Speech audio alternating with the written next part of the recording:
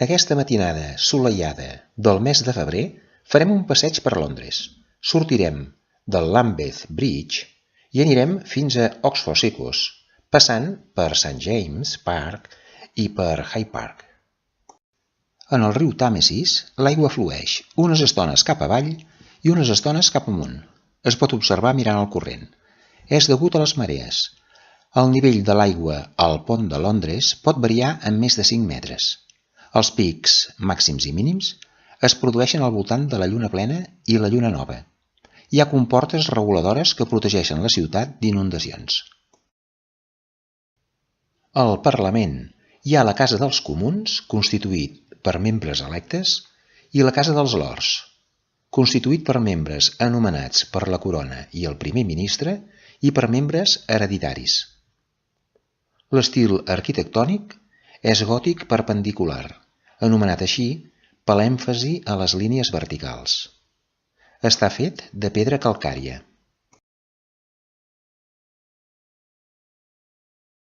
L'abadia de Westminster. A mitjans del segle X, els monjos benedictins s'hi varen establir. L'església actual va ser començada per Enric III l'any 1245. És l'edifici gòtic més important d'Anglaterra. Hi ha enterrades més de 3.300 persones, les més rellevants de la història d'Anglaterra, entre les quals més de 100 poetes i escriptors. Les seves tombes són escultures monumentals.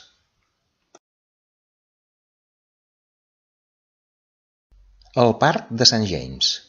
Enric VIII, 1532, va comprar les 23 hectàrees d'aiguamolls a través de les quals fluïa el riu Tyburn i va fer el St. James Park.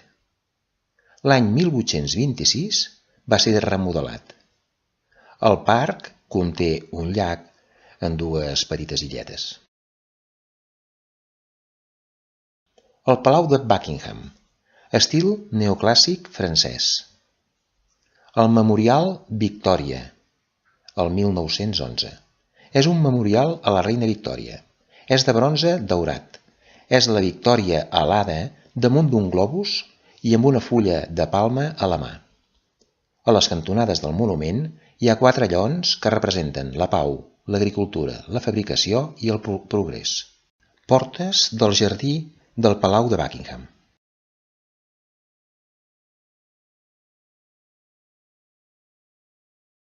Deixant enrere el Palau de Buckingham, anant cap al Hyde Park. L'Arc de Wellington, 1825, fet per a commemorar les victòries britàniques durant les guerres napoleòniques. Estàtua d'Aquil·les, heroi grec en la guerra de Troia.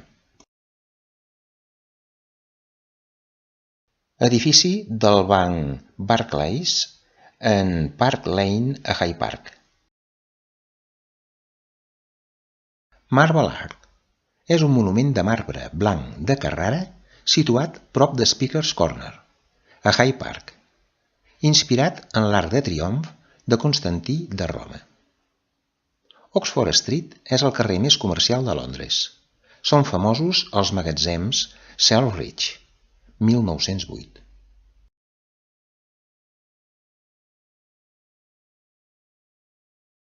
La passejada acaba a Oxford Circus, un centre neuràlgic de Londres.